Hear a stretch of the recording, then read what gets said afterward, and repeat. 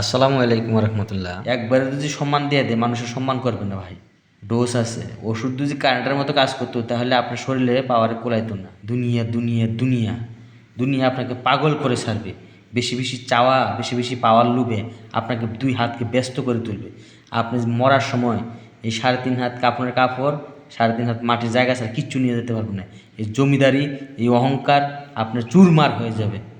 এক হাত সফলতার মধ্যে আপনি 1 ইঞ্চি সফলতা জোর করে অর্জন করতে পারবেন। জুতার পিতা ছিঁড়ে গেলেও আল্লাহ তাআলার কাছে চায়া নিতে হবে যে আমার আল্লাহ, একটা জুতার পিতা ছিঁড়ে গেছে।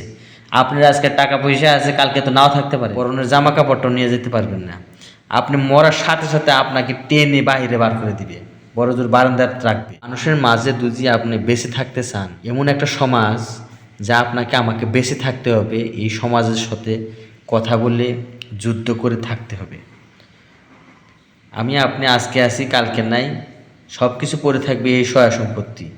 একটুকু নিয়ে যেতে পারবেন, পরনের জামা কাপড়টাও নিয়ে যেতে পারবেন না। আপনি মরার সাথে সাথে আপনাকে টেনে বাহিরে বার করে দিবে, বড় জোর বারান্দায় রাখবে। বৃষ্টি যদি হয় তাহলে বড় জোর বারান্দায় রাখবে, বৃষ্টি না হলে উঠানে রেখে দিবে আপনাকে। আল্লাহ তাআলা আপনাকে আমাকে একবারই পৃথিবীতে পাঠিয়েছেন, আর পাঠাবেন না।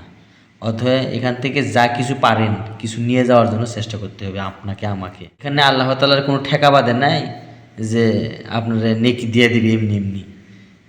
প্রত্যেকটি মানুষই পৃথিবীতে নেকি অর্জন করে নিয়েই পৃথিবী থেকে বিদায় হতে হবে।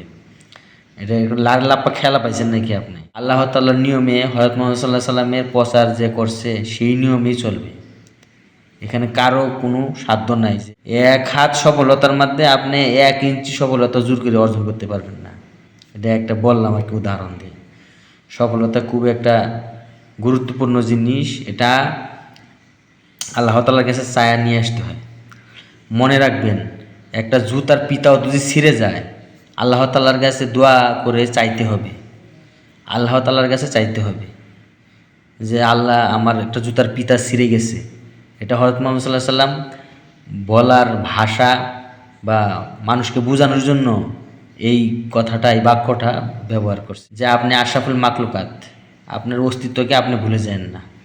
জুতার পিতা ছিঁড়ে গেলেও আল্লাহ তাআলার কাছে চায়া নিতে হবে যে আমার আল্লাহ, একটা জুতার পিতা ছিঁড়ে গেছে। আপনার আজকে টাকা পয়সা আছে, কালকে তো নাও থাকতে পারেন। হ্যাঁ, 1 মিনিটের ভরসা আছে যে আজকে যে রাজা কালকে সে ফকির, কালকে যে ফকির সে আজকে রাজা। অহংকার আল্লাহ তাআলার চাদর, এটা ওনাকেই সম্মান তিলে তিলে অর্জন করে নিতে হয়। এটা আল্লাহ তাআলার পক্ষ থেকে আস্তে আস্তে দে। একবারে যদি সম্মান দিয়ে দেয় মানুষের সম্মান করবে না ভাই, এটা মনে রাখেন। সব জিনিসের একটা ডোজ আছে। ওষুধ যদি কারেন্টের মতো কাজ করতো তাহলে আপনার শরীরে পাওয়ারে কোলাইতো না। এই জন্য আস্তে আস্তে কাজ করে ওষুধে। এটা আপনাকে আমাকে বুঝতে হবে। টাকার চিন্তা করেন, খালি দুনিয়ার চিন্তা করেন। দুনিয়া দুনিয়া দুনিয়া দুনিয়া আপনাকে পাগল করে ছাড়বে। বেশি বেশি চাওয়া, বেশি বেশি পাওয়ার লোভে আপনাকে দুই হাতকে ব্যস্ত করে তুলবে। আপনি মরার সময় এই 3.5 হাত কাপড়ের কাপড়, 3.5 হাত মাটির জায়গা ছাড়া কিচ্ছু নিয়ে যেতে পারবে না। এই জমিদারি, এই অহংকার আপনার চুরমার হয়ে যাবে। ঠিক আছে? অহংকার থেকে মুক্ত হন, অহংকার মুক্ত করে গরিবকে মূল্যায়ন করুন। আপনি আজকে বড়লোক হয়ে গেছেন দেখে মানুষকে মূল্যায়ন করতেছেন না। আপনি তো কিছুদিন আগেও ভাই একসাথে মানুষের সঙ্গে কাজ করে খাইছেন, তা আজকে এত বড়লোকি কিসের জন্য করেন?